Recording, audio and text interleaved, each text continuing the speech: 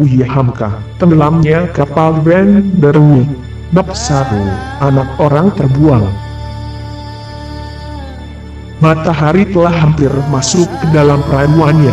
Dengan amat perlahan, menurutkan perintah dari alam gaib, ia berangsur turun ke dasar lautan yang tidak kelihatan ranah tanah tepinya. Cahaya merah telah mulai terbentang di ufuk barat, dan bayangannya tampak mengindahkan wajah lautan yang tenang tak berombak. Di sana sini kelihatan layar perahu telah berkembang, putih dan sabar. Ke pantai kedengaran suara nyanyian Ilolo Gading atau Sio Sayang, yang dinyanyikan oleh anak-anak perahu orang Mandar itu, ditingkah oleh suara kisaran rebab dan kecapi. Agak di tengah, di tepi pagaran agar kelihatan puncak dari sebuah kapal yang telah berpuluh tahun ditenggelamkan di sana. Dia seakan-akan penjaga yang teguh, seakan-akan stasiun dari setan dan hantu-hantu penghuni pulau laya-laya yang penuh dengan kegaiban itu. Konon kabarnya, kalau ada orang yang akan mati hanyut atau mati terbunuh, kedengaranlah pekik dan ribut-ribut tengah malam di dalam kapal yang telah rusak itu. Di waktu senja demikian kota Makassar kelihatan hidup. Kepanasan dan kepayahan orang bekerja siang, apabila telah sore diobati dengan menyaksikan matahari yang hendak terbenam, dan mengecap hawa laut, lebih-lebih lagi bila suka pula pergi makan angin ke jembatan, yaitu panorama yang sengaja dijorokkan ke laut, di dekat benteng Komponi. Di benteng itulah, kira-kira 90 tahun yang lalu Pangeran Diponegoro menghabiskan hari tuanya sebagai buangan politik. Sebelah timur adalah tanah lapang Karibosi yang luas dan dipandang suci oleh penduduk Makassar. Menurut takhayul orang-orang tua, bila mana hari akan kiamat, Karaeng Datu akan pulang kembali, di tanah lapang Karibosi akan tumbuh 7 batang beringin dan berdiri 7 buah istana, persemayaman 7 orang anak raja-raja, pengiring dari Karaeng Datu. Jauh di darat kelihatan berdiri dengan teguhnya Gunung Lompo Betang dan bawah Karaeng yang hijau nampak dari jauh. Dari jembatan besi itu akan kelihatanlah perkawinan keindahan alam dengan teknik manusia. Ke laut nampak kecantikan lautan, ke darat kebesaran Allah, dan ke sebelah kanan kelihatan pula Anggar Baru, Anggar dari pelabuhan yang ketiga di Indonesia, sesudah Tanjung Perak dan Tanjung Priok. Di tepi pantai, di antara Kampung Baru dan Kampung Mariso berdiri sebuah rumah bentuk Makassar, yang salah satu jendelanya menghadap ke laut. Di sanalah seorang anak muda yang berusia kira-kira 19 tahun duduk termenung seorang dirinya menghadapkan mukanya ke laut. Meskipun matanya terpentang lebar, meskipun begitu asik dia memperhatikan keindahan alam di lautan Makassar, rupanya pikirannya telah melayang jauh sekali, ke balik yang tak nampak di mata. Dari lautan dunia pindah ke lautan khayal.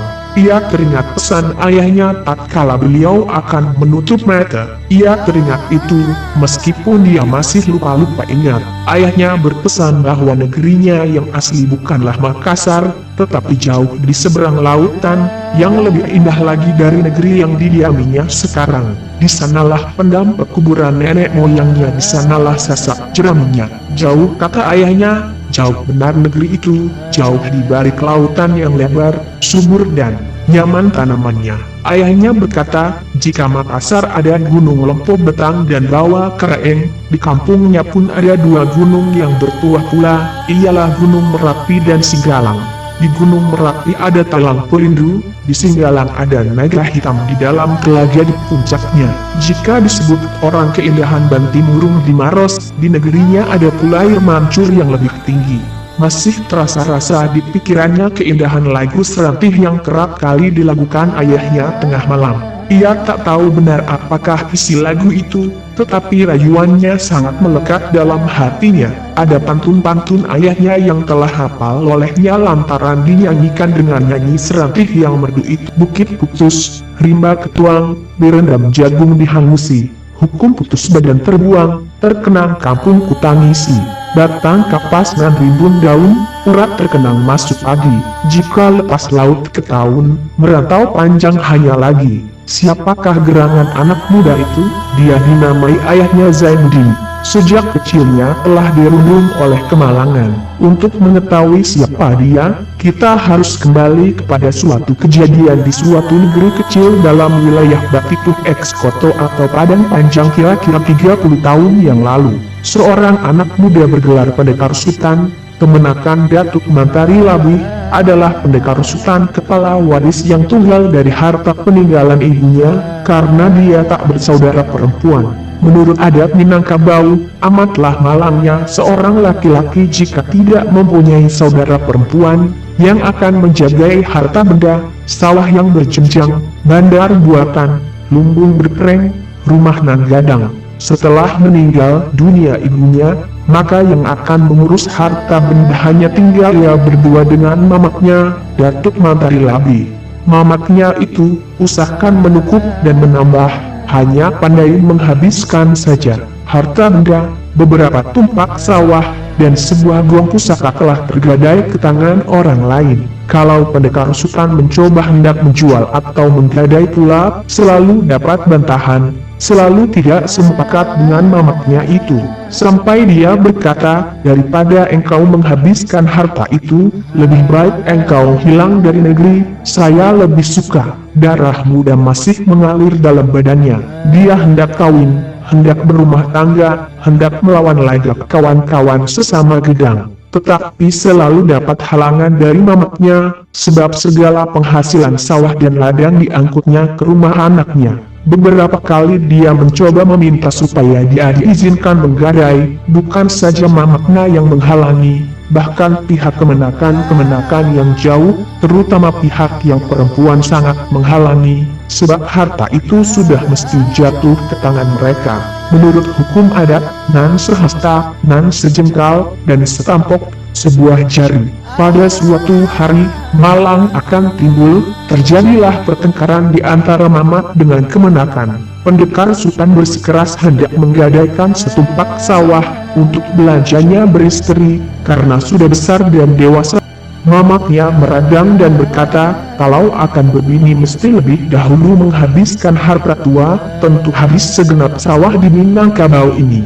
Inilah anak muda yang tidak ada malu, selalu hendak menggadai, hendak mengagun. Perkataan itu dikatakan di atas rumah besar, di hadapan mamak-mamak dan kemenakan yang lain. Pendekar Sutan naik darah lantaran malu, tetapi masih ditahannya. Dia berkata, mamak sendiri juga pernah menggadai, bukan untuk mengawinkan kemenakan, tetapi untuk mengawinkan anak mamak sendiri. Berapa tumpak sawah dikerjakan oleh istri mamak, kami tidak mendapat bahagian. Itu jangan disebut, kata Datuk Mantari Labih. Itu kuasaku, saya mamak di sini, menghitamkan dan memutihkan kalian semuanya dan menggantung tinggi membuang jauh. Meskipun begitu, hukum zalim tak boleh dilakukan. Apa, engkau katakan saya zalim? Kata Datuk Mantari Labih sambil melompat ke muka dan menyempak kerisnya, tiba sekali di hadapan pendekar Sutan.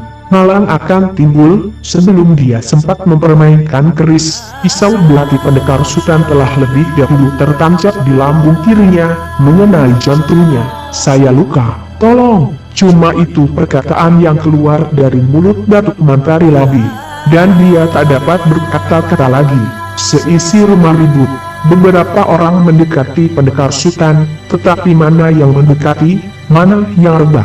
Sebab gelar pendekar itu didapatnya dengan keputusan, bukan sembarang gelar saja. Orang serumah itu ribut, pekik yang perempuan lebih-lebih lagi, amuk-amuk. Orang di kampung segera tahu tong-tong berbunyi. Penghulu kepala lekas diberitahu, penghulu suku tahu pula. Beberapa jam kemudian pendekar Sutan ditangkap, dan Datuk Mantari Labih mati tidak beberapa jam setelah tertikam. Ketika Landerak bersidang di Padang Panjang, pendekar Sutan mengaku terus terang atas kesalahannya. Dia dibuang 15 tahun, ketika itu pembuangan Cilacap paling masyhur bagi orang hukuman Sumatera, laksana pembuangan sawah lunto bagi orang hukuman tanah Jawa dan Bugis. Dari pembuangan Cilacap dia dibawa orang ke tanah Bugis. Ketika itu terjadi peperangan Bone yang masyhur. Serdadu-serdadu Jawa perlu membawa orang-orang rantai yang gagah berani untuk mengamankan daerah itu. Sebab pendekar sultan bergelar jago, itulah sebabnya dia menginjak tanah Makassar. Apa benarkah pendekar sultan seorang jago, seorang kejam dan gagah berani yang tiada mengenal kasihan?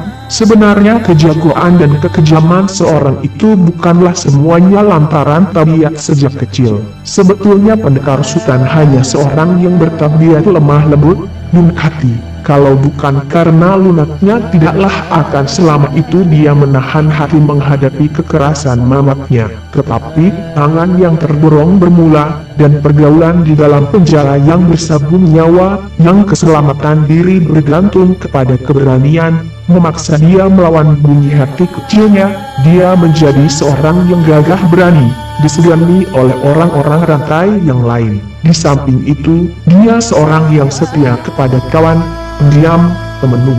Diam dan menungnya pun menambah ketakutan orang-orang yang telah kenal kepada dia. Telah menyaksikan sendiri kejatuhan Bone, dia menyaksikan sendiri seketika kerajaan Goa takluk, dan menyaksikan pula kapal Zven Provincial menembakkan meriamnya di pelabuhan Parepare. Ketika dia mulai dipenjarakan, umurnya baru kira-kira 20 tahun, kebetulan di dalam penjara dia telah dapat bergaul dengan seorang asal Madura, yang telah lebih 40 tahun di dalam penjara, bernama Kismo. Buangan seumur hidup, rambutnya telah putih, tetapi meskipun demikian lama dia dalam penjara dan telah banyak negeri yang didatanginya, belum pernah dia melupakan jalan kesucian, bukannya dia banyak menaruh ilmu batin. Kepadanya lah pendekar sultan banyak berguru. Setelah dipotong 3 tahun, habislah hukuman dijalankannya seketika dia berada di Makassar. Kalau dia mau tentu dia akan dikirim ke Minangkabau, tanah tumpah darahnya. Tetapi dia lebih suka tinggal di Makassar. Meskipun hatinya amat ingin dan telah teragak hendak pulang, ditahannya, dirulurnya air matanya, biarlah negeri Padang dihitamkan buat selama-lamanya. Apa sebab demikian halnya? Saudara yang kandung tak ada, terutama saudara perempuan, ibu tempat perlindungan orang laki-laki di negeri yang berbangsa kepada ibu itu telah lama pula meninggal. Meskipun dia akan diterima orang dengan muka manis, yang terkandung di dalam hati mereka tentu lebih pahit. Sebab dia tak beruang, kepulangannya menimbulkan cemburu hati keluarga-keluarga dalam persukuan. Kalau tidak ranggas di Tanjung, cuma nak ampaian kain. Kalau tidak emas di Kandung, dun sanak jahirang lain. Tidak, dia tidak hendak pulang, meskipun hatinya meratap teragak pulang. Bukan sedikit hari 12 tahun, entahlah gedang pohon kelapa yang ditanamkan di muka halaman ibu, entah telah bersisit keris. Dia mesti hilang, mesti larat karena kehilangannya seorang, belum sebagai kepecahan telur ayam sebuah bagi orang di kampung. Sebab itu tinggallah dia di Makassar beberapa tahun lamanya. Bermacam-macam usaha telah dicarinya, untuk mencukupkan bekal hidup sesuap pagi sesuap petang. Dia tinggal menumpang di rumah seorang tua, keturunan bangsa Melayu yang mula-mula membawa agama Islam ke Makassar kira-kira 400 tahun yang lalu. Budi pekerti pendekar sultan amat menarik hatinya, kelakuannya, keberaniannya, dan kadang-kadang pandai berdukun, semuanya menimbulkan sukanya. Sehingga akhirnya dia diambil menjadi menantu, dikawinkan dengan anaknya yang masih perawan, Daeng Habibah.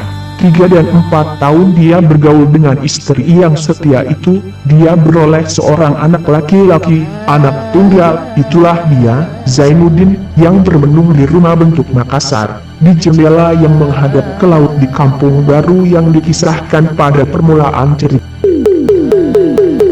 Bersambung.